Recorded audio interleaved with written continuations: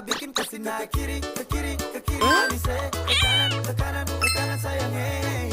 Nona ku goyang pica nona ku goyang lincah goyangkan pica. Assalamualaikum warahmatullahi wabarakatuh.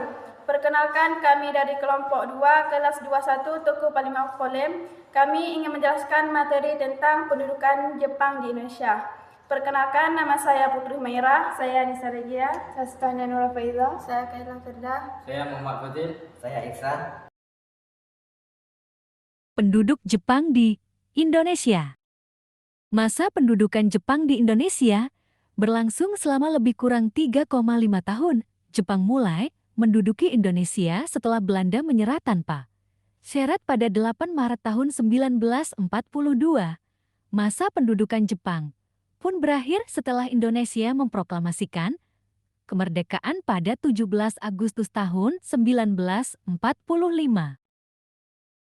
Kedatangan Jepang di Indonesia. Jepang kali pertama mendarat di Indonesia melalui Tarakan, Kalimantan Timur. Pada 11 Januari tahun 1942, Jepang yang sedang terlibat di dalam Perang Pasifik datang ke Tarakan untuk mendapatkan cadangan logistik dan bahan industri perang seperti minyak bumi dan aluminium. Kedatangan Jepang kemudian memukul mundur pasukan Hindia Belanda yang kala itu juga pergi ke Tarakan untuk mengeruk sumber daya alam. Setelah itu, Jepang juga menduduki wilayah-wilayah lain di Indonesia, yakni Pontianak pada 29 Januari tahun 1942, Samarinda pada 3 Februari tahun 1942, dan Banjarmasin pada 10 Februari tahun 1942. Pendudukan Jepang pun lantas meluas hingga ke Jawa.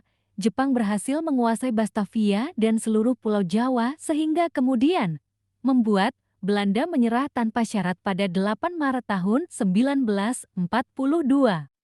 Perundingan yang dikenal sebagai Perjanjian Kalijati itu menghasilkan kesepakatan dalam dokumen kapitulasi atau penyerahan tanpa syarat Hindia Belanda kepada Jepang. Dengan ditandatanganinya Perjanjian Kalijati, Belanda harus hengkang dan Indonesia resmi menjadi jajahan Jepang. Sambutan rakyat Indonesia kepada Jepang.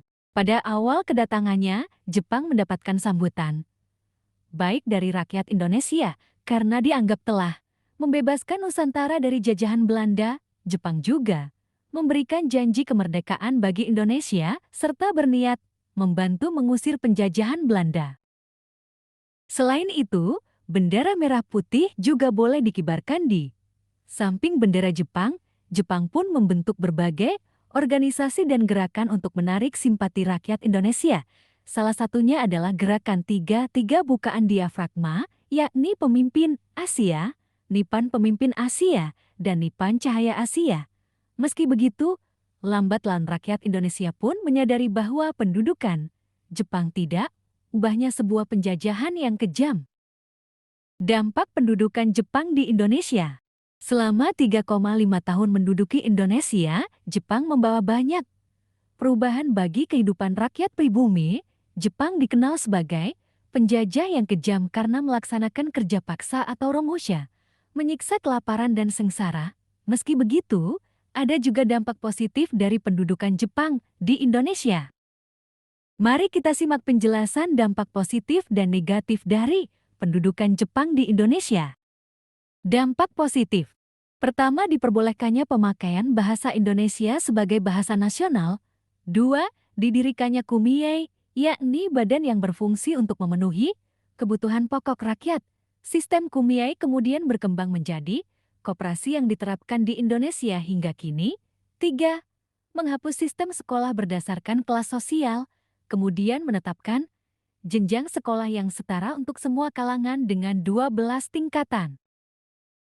Keempat, membentuk sistem sosial bernama Tonarigumi yang kini kita kenal sebagai rukun tetangga Artet. 5.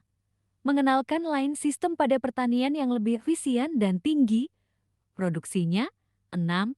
Dibentuknya Badan Penyelidik Usaha-Usaha Kemerdekaan Indonesia BPUPKI dan Panitia Persiapan Kemerdekaan Indonesia PPKI.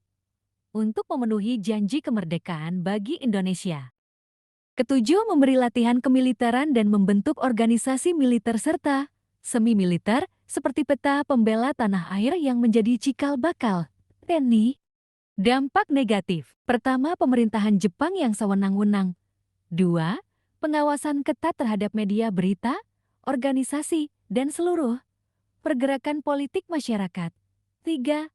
Diterapkannya Romusha yang menyengsarakan rakyat Indonesia. 4. Perekonomian lumpuh karena Jepang menyita seluruh kekayaan Indonesia yang ditinggalkan Belanda, seperti kilang minyak, perkebunan, bank, pabrik, pertambangan, listrik, telekomunikasi, dan perusahaan transportasi. Kelima, Jepang menyita harta kekayaan pribadi demi kepentingan perang, hingga mengakibatkan rakyat kelaparan dan hidup dalam kemiskinan. 6. Kekurangan sandang sehingga rakyat harus memakai karung goni sebagai pakaian. 7. Penyakit TBC dan kudis mewabah. 8. Banyak perempuan dipaksa Jugun Ianfun atau wanita penghibur bagi tentara Jepang. Akhir masa pendudukan Jepang di Indonesia. Masa pendudukan Jepang di Indonesia berakhir pada 1945, seiring dengan kekalahan yang diderita Nippon dari sekutu.